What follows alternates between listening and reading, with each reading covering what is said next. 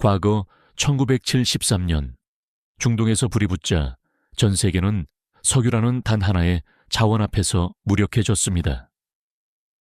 유조선이 멈추자 공장이 멈췄고 도시의 불빛이 꺼졌죠. 그런데 지금 당신은 거의 똑같은 장면을 다시 보고 있습니다. 단 하나 다른 점이 있다면 이번에는 누군가 이미 그 흐름을 읽고 먼저 움직였다는 사실입니다. 그리고 여기서 하나의 불편한 예측을 던져보겠습니다. 이번 전쟁에서 가장 큰 승자는 국가가 아닐 가능성이 높습니다. 오히려 전쟁이 시작되기 전에 이미 판을 깔아둔 기업일 수도 있습니다. 물론 이렇게 말하면 반박이 나옵니다. 전쟁은 예측 불가능한데 이건 그냥 운 아닌가? 그럴 수 있습니다. 하지만 정말 우연이라면 왜 어떤 회사는 공포 속에서 멈췄고 어떤 회사는 그 한복판으로 들어갔을까요? 여기서 중요한 건 결과가 아니라 타이밍 이전의 행동입니다. 그리고 당신이 지금부터 보게 될 이야기는 단순한 해운업 성공 사례가 아니라 인프라를 먼저 선점한 자가 어떻게 시장을 지배하는지에 대한 구조적 이야기입니다. 지금 대부분 사람들은 뉴스에서 폭격, 미사일, 정치 이야기만 보고 있습니다. 하지만 진짜 돈은 언제 움직일까요? 총성이 아니라 물류가 막히는 순간입니다. 바로 그 시점, 한 한국 해운사는 이상한 결정을 내립니다. 전쟁이 터지기 한 달 전, 아무 짐도 싣지 않은 빈 유조선 6척을 페르시아만 한가운데로 보냅니다. 이게 얼마나 비정상적인 행동인지 생각해 보세요. 유조선은 하루 운용 비용만 수천만 원이 나가는 자산입니다. 짐도 없이, 수익도 없이, 그것도 세계에서 가장 위험한 해역으로 보낸다? 나는 일반적인 경영 판단이라면 절대 나올 수 없는 선택입니다. 그런데 바로 여기서 질문이 생깁니다. 왜 이 회사는 아무것도 싣지 않은 상태로 먼저 들어갔을까요? 당신이 부동산 투자자라고 가정해 봅시다.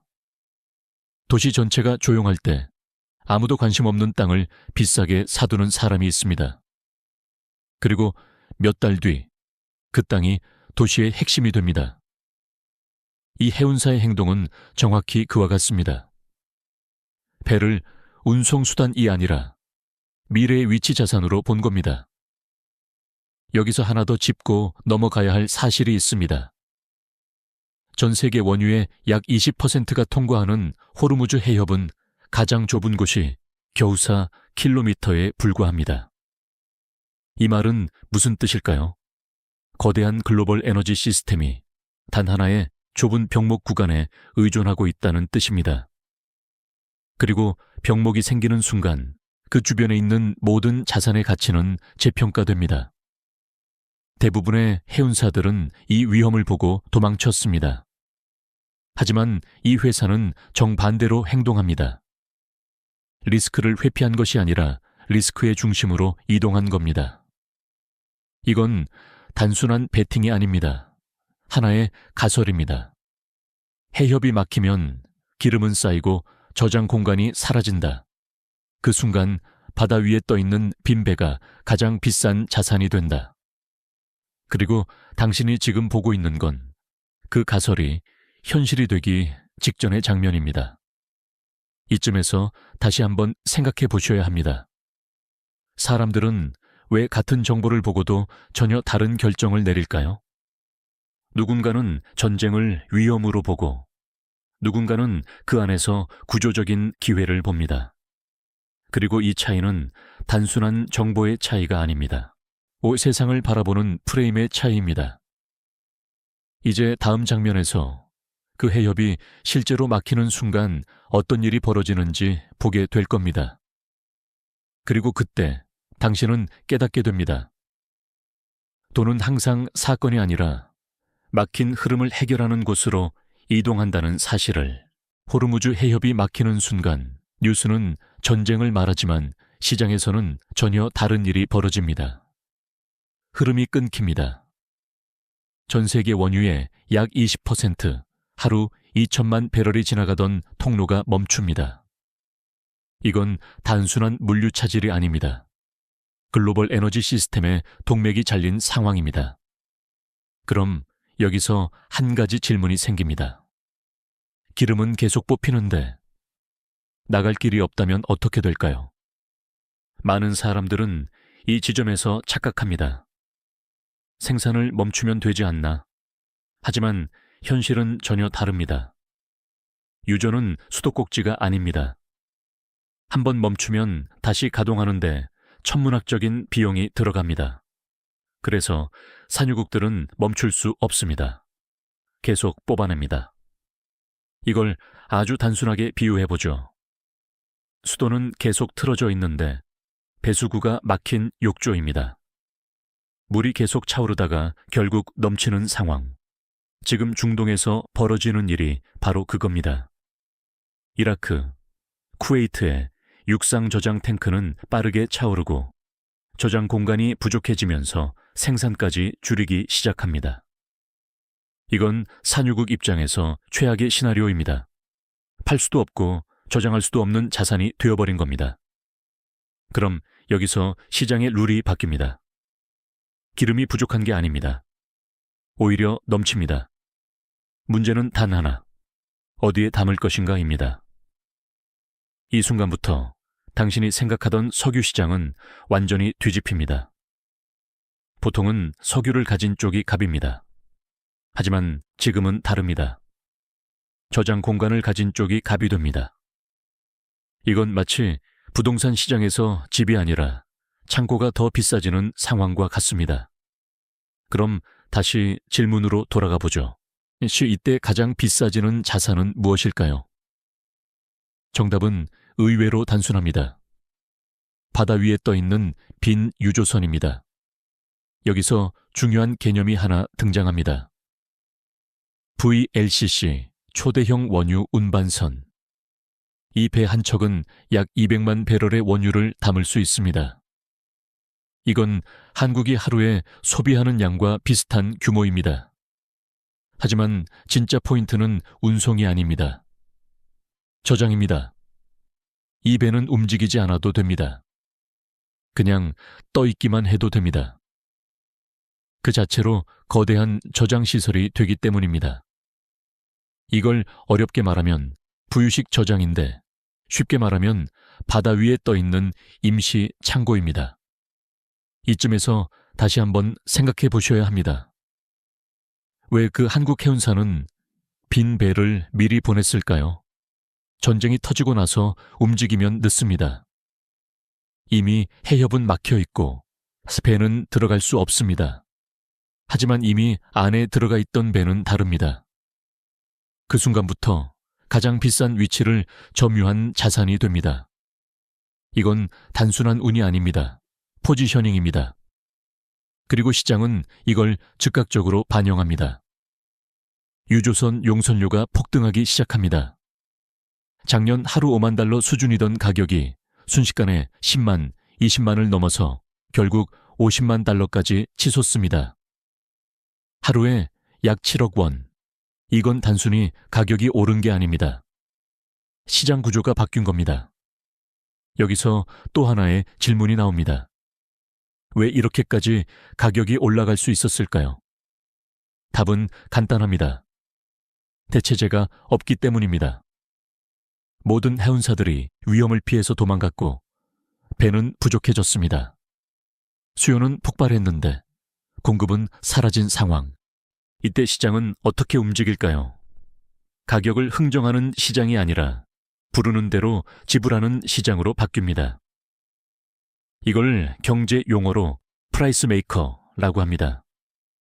가격을 따르는 게 아니라 가격을 만드는 위치. 그리고 지금 그 자리에 올라간 회사가 등장합니다.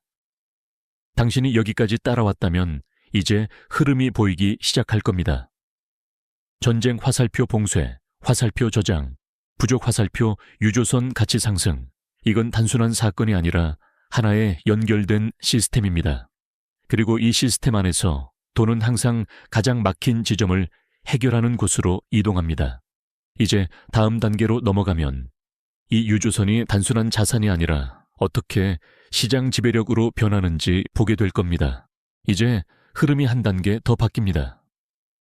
유조선은 더 이상 운반수단이 아닙니다. 인프라로 변합니다. 대부분 사람들은 배를 보면 이동을 떠올립니다. A에서 B로 옮기는 도구. 하지만 지금 이 시장에서 유조선은 움직이지 않습니다. 그냥 떠 있습니다. 그럼에도 불구하고, 아니 오히려 그렇기 때문에 가장 높은 가치를 갖게 됩니다. 여기서 한 가지 중요한 전환이 일어납니다. 운송시장에서 저장시장으로의 전환, 이걸 이해하려면 아주 단순한 예를 들어보겠습니다. 당신이 물류 창고를 운영한다고 가정해보죠. 평소에는 물건을 빠르게 회전시키는 게 중요합니다. 하지만 어느 날 갑자기 물건은 계속 들어오는데 나갈 길이 막혀버립니다. 그럼 어떻게 될까요? 창고의 역할이 바뀝니다. 회전이 아니라 보관 자체가 비즈니스가 됩니다. 지금 유조선 시장이 정확히 그 상황입니다. VLCC 한 척은 약 200만 배럴을 담습니다. 이건 단순한 숫자가 아닙니다. 국가 단위 소비를 저장할 수 있는 용량입니다. 그리고 이 배가 바다 위에 떠 있는 순간 그 자체가 하나의 에너지 인프라가 됩니다. 여기서 다시 질문을 던져보겠습니다. 왜 육상 저장소 대신 바다 위 배가 선택될까요? 첫 번째 이유는 속도입니다. 육상 저장 시설은 확장하는 데 시간이 걸립니다. 허가, 건설, 안전 문제까지 얽혀 있죠. 하지만 유조선은 이미 존재합니다. 즉시 사용할 수 있습니다. 두 번째는 유연성입니다. 필요하면 언제든 이동할 수 있습니다. 고정된 자산이 아니라 움직이는 저장소입니다. 세 번째, 그리고 가장 중요한 이유는 안전입니다. 전쟁 상황에서 육상시설은 공격 대상이 됩니다. 하지만 바다 한가운데 떠 있는 배는 상대적으로 분산되어 있습니다. 결국 시장은 선택합니다. 지금 당장 쓸 수 있는 안전한 저장 공간. 그리고 그 답이 바로 유조선입니다. 이 지점에서 한 가지 흥미로운 일이 벌어집니다. 유조선의 가치가 운임이 아니라 공간 기준으로 재평가되기 시작합니다. 이건 부동산 시장과 완전히 동일한 구조입니다. 평소에는 집값이 중요하지만 도시가 갑자기 물류 허브로 바뀌면 창고 가격이 폭등합니다. 지금 바다 위에서 벌어지는 일이 바로 그겁니다. 이쯤에서 다시 돌아가 보죠. 전쟁 전에 미리 들어가 있던 빈 유조선 6척. 그 배들은 이제 단순한 배가 아닙니다. 가장 비싼 저장 위치를 점유한 자산입니다. 그리고 이 위치는 시간이 지날수록 더 강력해집니다. 왜냐하면 새로운 배는 들어올 수 없기 때문입니다. 해협은 이미 막혀 있습니다. 즉, 공급은 고정됩니다. 하지만 수요는 계속 증가합니다. 기름은 계속 나오고 저장 공간은 부족해지니까요. 이 구조에서 어떤 일이 벌어질까요? 가격은 더 이상 합리적으로 움직이지 않습니다. 절박함이 가격을 결정합니다. 이때 등장하는 개념이 하나 있습니다. 플로팅 스토리지 트레이드, 쉽게 말하면 기름을 싸게 사서 배에 저장해 두고 나중에 비싸게 파는 전략입니다.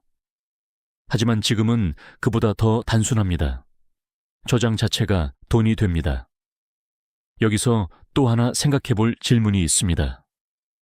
이 구조는 언제까지 유지될까요? 많은 사람들은 전쟁이 끝나면 끝난다고 생각합니다. 하지만 그건 절반만 맞는 이야기입니다. 왜냐하면 이 순간 시장 참여자들은 깨닫기 때문입니다. 저장 공간이 부족하면 전체 시스템이 멈춘다. 이건 단순한 이벤트가 아니라 인프라의 취약성이 드러난 사건입니다. 그리고 이런 취약성이 드러나는 순간 자본은 어디로 이동할까요? 항상 그렇듯 그 취약성을 해결하는 자산으로 이동합니다. 유조선은 이제 단순한 해운 자산이 아닙니다. 에너지, 물류, 금융이 결합된 복합 인프라 자산으로 변하고 있습니다. 그리고 이 변화는 단기적인 가격 상승으로 끝나지 않습니다. 이제 다음 단계에서는 이 인프라를 누가 얼마나 쥐고 있는지가 곧 시장 지배력으로 이어지는 과정을 보게 될 겁니다. 이제 질문이 바뀝니다. 유조선이 중요하다는 건 모두가 알게 됐습니다. 그럼 다음 질문은 이것입니다. 누가 그 유조선을 쥐고 있는가? 여기서 시장의 진짜 권력이 드러납니다. 전 세계 초대형 유조선 VLCC는 약 880척 수준입니다. 그중 약 11%를 한 한국 해운사가 보유하고 있습니다. 숫자만 보면 별거 아닌 것처럼 보일 수 있습니다. 하지만 이건 전체 시장 기준입니다. 진짜 게임은 따로 있습니다. 단기 용선 시장. 급하게 배가 필요한 상황. 지금 당장 기름을 옮기거나 저장해야 하는 시장. 여기서 이 회사의 점유율은 무려 30% 이상입니다. 이게 어떤 의미일까요? 슈퍼마켓에서 물건을 고르는 게 아니라 도시 전체에서 유일하게 물건을 가진 가게가 되는 겁니다.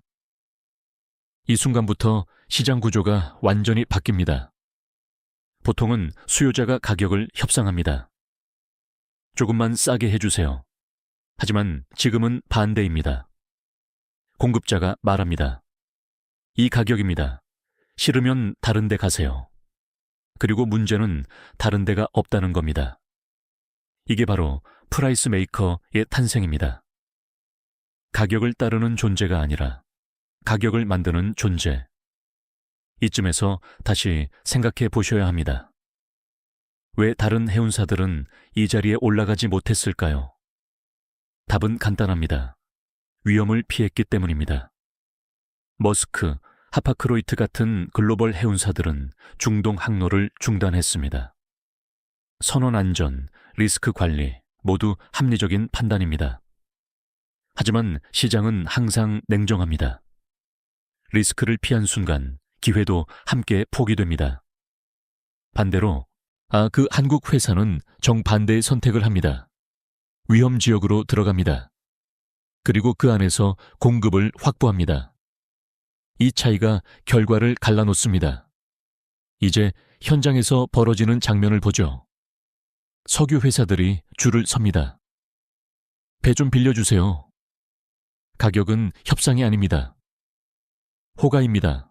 하루 5만 달러, 10만, 20만, 50만 달러. 불과 몇 주 사이에 10배 상승. 이건 단순한 상승이 아닙니다.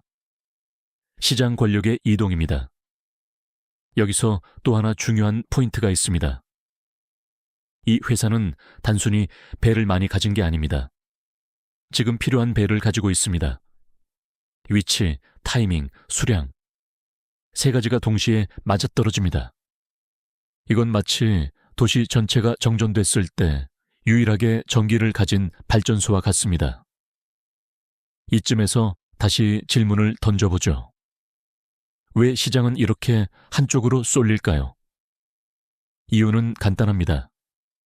인프라는 분산되어 있는 것처럼 보이지만 위기 상황에서는 집중됩니다.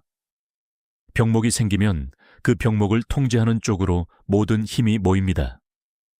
지금 유조선 시장이 정확히 그 상태입니다. 이 회사는 단순히 돈을 버는 게 아닙니다. 흐름을 통제합니다. 석유가 어디로 가는지, 얼마나 머무르는지, 어떤 가격으로 이동하는지, 이 모든 결정에 영향을 미칩니다. 이건 더 이상 기업의 문제가 아닙니다. 인프라 권력의 문제입니다. 그리고 이 권력은 단기간에 만들어진 게 아닙니다. 여기서 또 하나의 질문이 자연스럽게 이어집니다. 이 회사는 어떻게 이 위치까지 올라왔을까요? 단순히 이번 전쟁 때문일까요? 아니면 더 오래된 패턴이 있었던 걸까요? 다음 장면에서는 이 회사가 지난 30년 동안 반복해온 선택을 따라가면서 왜 이 결과가 우연이 아닌지 보게 될 겁니다. 이제 시간을 뒤로 돌려야 합니다. 지금의 결과를 이해하려면 이 회사가 어떻게 생각해 왔는지 봐야 합니다. 많은 사람들은 이번 성공을 보고 말합니다. 운이 좋았다. 하지만 정말 그럴까요? 이 회사의 선택을 하나씩 보면 공통된 패턴이 보이기 시작합니다. 1998년 외환위기. 대부분 기업이 버티지 못하고 무너질 때 이 회사는 완전히 반대의 결정을 내립니다. 모 회사가 철수하자 대표는 도망가지 않습니다. 오히려 전 재산을 털어 회사를 인수합니다. 이건 단순한 용기가 아닙니다. 위기 속에서 자산을 확보하는 사고방식입니다. 여기서 첫 번째 원칙이 나옵니다. 위기 때는 줄이는 게 아니라 잡는다. 그 다음 장면으로 넘어가 보죠. 2000년대 초 아무도 관심 없던 평택 항로. 적자가 계속 쌓입니다. 수십억씩 손실이 납니다. 대부분이라면 철수합니다. 하지만 이 회사는 버팁니다. 그리고 결국 그 항로는 핵심 루트가 됩니다. 이건 단순한 인내가 아닙니다. 시간을 들여 위치를 선점하는 전략입니다. 이쯤에서 질문이 생깁니다. 왜 이런 선택을 계속 반복할 수 있었을까요? 답은 하나의 철학입니다. 돈이 생기면 배를 산다. 부동산도 아니고 금융투자도 아닙니다. 오직 핵심 자산의 재투자. 이건 단순히 공격적인 게 아닙니다. 자신들이 무엇을 통제하는지 정확히 알고 있는 겁니다. 그리고 이 철학은 위기 때마다 반복됩니다. 2008년 금융위기 이후 쓸모없어진 유조선이 시장에 쏟아집니다. 대부분은 외면합니다. 하지만 이 회사는 다르게 봅니다. 그 배를 개조해 새로운 용도로 씁니다. 낡은 자산을 버리는 게 아니라 구조를 바꿔 가치로 전환합니다. 코로나 시기에도 마찬가지입니다. 모두가 멈출 때 이 회사는 인수에 나섭니다. 초기에는 적자. 하지만 이후 물류 대란이 터지며 대규모 수익. 여기까지 보면 하나의 공식이 보입니다. 위기 화살표 자산, 저평가 화살표, 공격적 매수 화살표, 시간 화살표 구조, 변화 화살표 수익 폭발. 이게 30년 넘게 반복된 패턴입니다. 그리고 이 패턴이 2024년 다시 한번 등장합니다. 유럽 선주들이 낡은 유조선을 팔기 시작합니다. 환경 규제 때문입니다.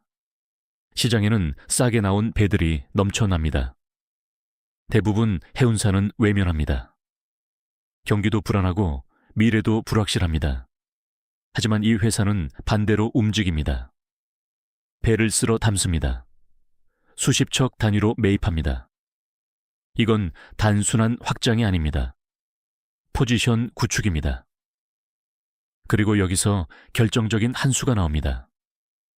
2026년 1월, 전쟁 한 달 전, 빈 유조선 6척을 중동으로 보냅니다.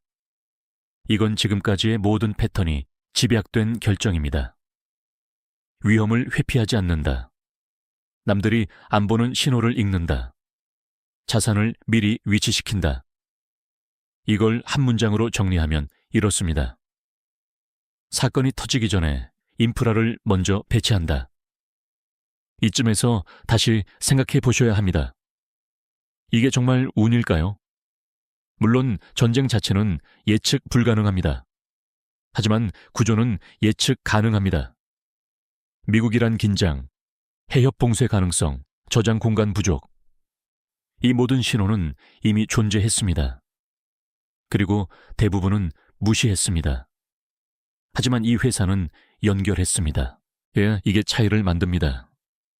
이제 다음 단계에서는 이 전략이 단순히 해운을 넘어서 왜 한국 전체 산업 구조와 연결되는지 보게 될 겁니다.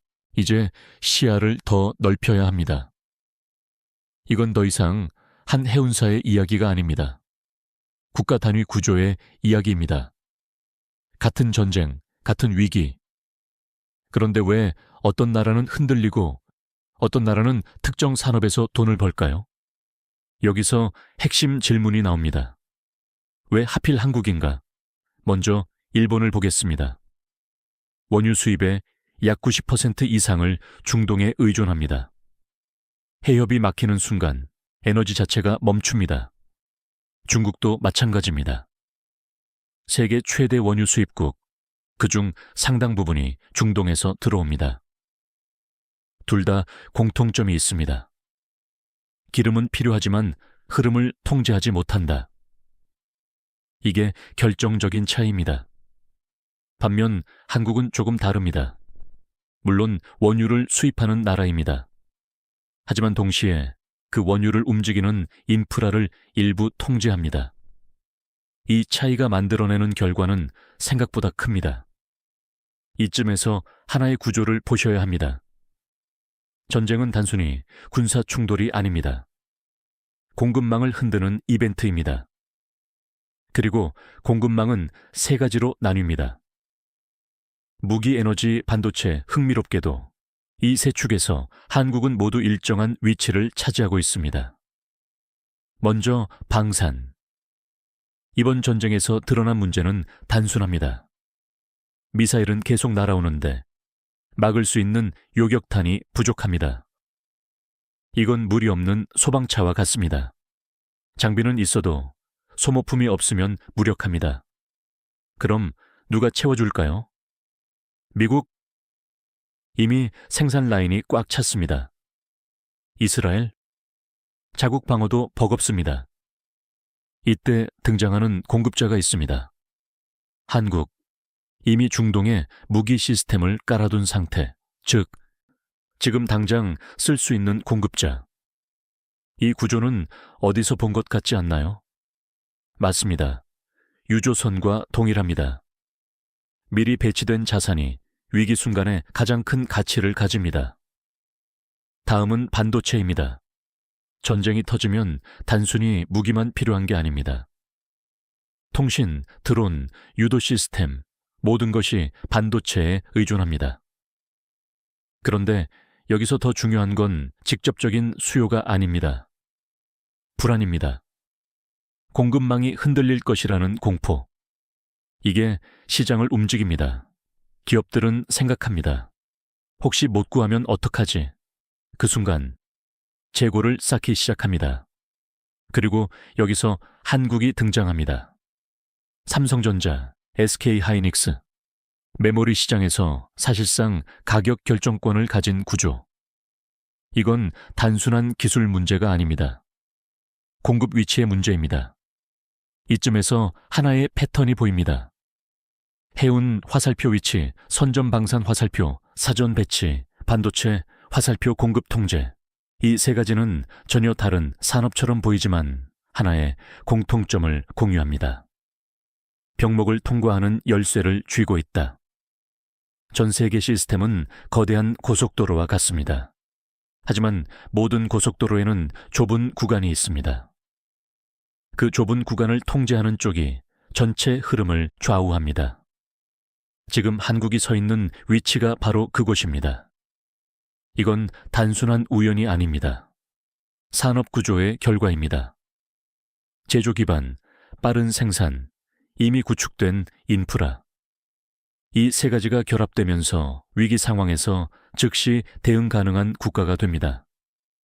이쯤에서 다시 질문을 던져보죠.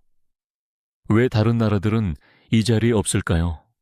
답은 간단합니다. 안이 준비되지 않았기 때문입니다. 위기는 항상 갑자기 옵니다. 하지만 대응은 절대 갑자기 만들어지지 않습니다.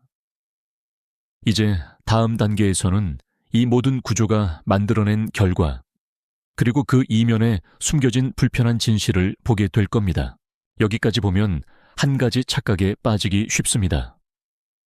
한국은 이번 전쟁의 승자다. 정말 그럴까요? 표면적으로 보면 맞습니다. 해운사는 하루 50만 달러를 벌고 방산기업은 수주 기대감에 주가가 폭등하고 반도체는 가격 결정권을 강화합니다. 하지만 여기서 한 발짝만 물러나면 전혀 다른 그림이 보입니다. 누가 돈을 벌고 누가 비용을 내고 있는가? 먼저 해운을 보죠. 유조선 용선료가 10배 상승했습니다. 이건 엄청난 수익입니다. 하지만 이 비용은 어디로 갈까요? 결국 원유 운송 비용에 포함됩니다. 그리고 그 원유는 정제되어 당신이 쓰는 기름이 됩니다. 즉, 이 수익은 다른 누군가의 비용입니다. 이건 마치 택시가 부족한 날 요금이 10배로 뛰는 상황과 같습니다. 운전사는 돈을 벌지만 승객은 더 많은 비용을 지불합니다. 지금 시장 전체가 그 구조입니다. 이쯤에서 다시 질문이 필요합니다. 기업의 승리가 국가의 승리일까요? 답은 그렇게 단순하지 않습니다. 한국은 원유를 100% 수입에 의존합니다. 유가가 오르면 무역수지, 환율, 물가 모두 압박을 받습니다.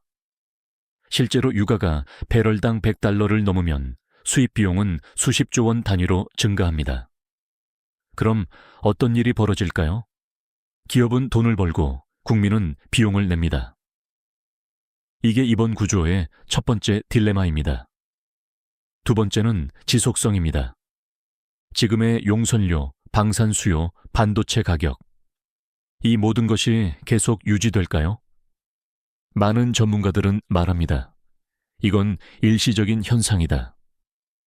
전쟁이 끝나면, 해협이 열리면 가격은 다시 내려옵니다. 특히 해운은 더 그렇습니다. 지금처럼 비정상적인 가격은 언젠가 반드시 조정됩니다. 그럼 지금 비싸게 사들인 유조선은 어떻게 될까요? 누군가는 말합니다. 나중에 부담이 될 수 있다. 이건 틀린 말이 아닙니다. 하지만 여기서 중요한 포인트가 하나 있습니다. 이 회사는 이미 원금을 회수하는 구조에 들어갔습니다. 하루 $500,000. 6개월이면 배 한 척 가격을 회수합니다. 그 이유는 전부 수익입니다. 즉, 가격이 떨어져도 손해가 아니라 수익 감소일 뿐입니다. 이 차이는 매우 큽니다. 세 번째 딜레마는 방산입니다. 전쟁이 끝나면 수요가 줄어들까요? 직관적으로는 그렇습니다. 하지만 역사를 보면 다릅니다. 걸프전 이후 중동 국가들은 국방비를 더 늘렸습니다. 왜일까요? 전쟁은 끝났지만 공포는 남기 때문입니다. 이 공포는 장기적인 수요를 만듭니다. 하지만 여기에도 변수는 있습니다. 정치, 승인, 외교. 특히 무기 수출은 단순한 시장 거래가 아닙니다. 이 모든 요소가 얽히면서 결과는 단순하지 않게 됩니다. 이쯤에서 전체 그림을 다시 봐야 합니다. 해운, 당위 폭발 방산, 중기 확장 반도체, 장기 구조 변화, 이 세 가지는 서로 다른 시간축을 가집니다. 그리고 이걸 구분하지 못하면 잘못된 판단을 하게 됩니다. 마지막으로 가장 중요한 질문입니다. 이 모든 흐름 속에서 당신은 어디에 서 있습니까? 뉴스를 보는 위치인가요? 아니면 흐름을 읽는 위치인가요? 대부분은 사건을 따라갑니다. 하지만 돈은 항상 구조를 먼저 읽는 쪽으로 이동합니다.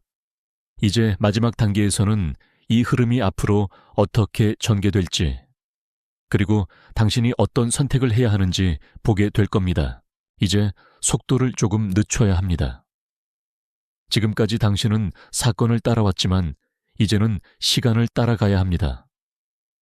앞으로 이 판이 어떻게 움직일까요? 가장 단순한 시나리오부터 보죠. 전쟁이 빠르게 끝납니다. 해협이 다시 열립니다. 유가는 안정되고 운임은 내려옵니다. 이 경우 해운의 폭발적 수익은 줄어듭니다. 하지만 여기서 끝이 아닙니다. 왜냐하면 이미 한 번 경험했기 때문입니다. 해협이 막히면 시스템 전체가 멈춘다. 이 기억은 사라지지 않습니다. 국가들은 생각하기 시작합니다. 기름만 확보하면 되는 게 아니라 기름을 움직일 수단도 확보해야 한다. 이 순간부터 유조선은 단순한 자산이 아니라 에너지 안보 자산으로 재정이 됩니다. 이건 구조적인 변화입니다. 다음 시나리오를 보죠. 전쟁이 길어집니다. 봉쇄가 몇 달 지속됩니다. 이 경우 유가는 $120, $150까지 치솟을 수 있습니다. 해운사는 계속 돈을 벌겠지만 국가 경제는 큰 압박을 받습니다. 성장률은 떨어지고 물가는 오르고 소비는 위축됩니다. 이건 우리가 과거 오일 쇼크에서 이미 본 장면입니다. 그럼 세 번째 시나리오는 어떨까요? 전쟁은 끝나지만 그 여파가 남습니다.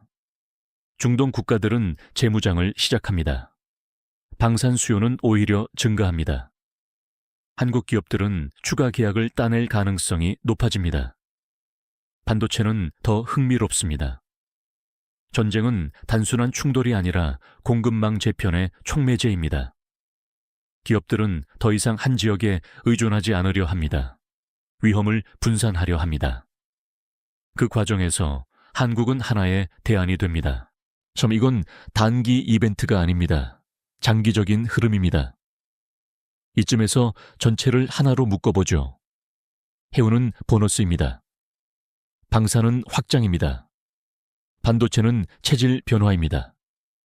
그리고 이 세 가지는 하나의 공통된 메시지를 던집니다. 준비된 위치가 기회를 만든다. 전쟁은 갑자기 터집니다. 하지만 기회를 잡는 사람은 그 전에 이미 움직여 놓습니다. 이제 당신에게 질문을 남겨야 할 시간입니다. 이 변화는 단순한 뉴스일까요?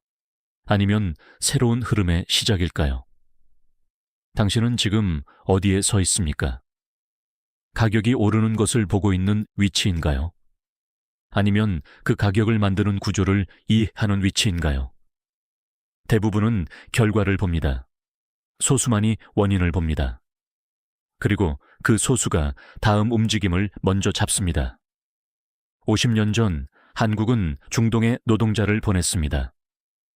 지금은 미사일을 보내고 유조선을 보내고 반도체를 보냅니다. 같은 지역, 다른 역할, 같은 위기, 다른 위치. 이 변화는 하루아침에 만들어진 게 아닙니다. 수십 년 동안 축적된 선택의 결과입니다. 그리고 지금 그 결과가 드러나고 있습니다. 이제 마지막으로 당신에게 가장 중요한 질문을 남깁니다. 이 흐름이 다음 기회를 만든다면 당신은 그 안에서 어떤 위치를 선택할 것인가요? 더, 원수 후, recognize, 더, current, before it becomes, wave are 더 원수 후, shape the future.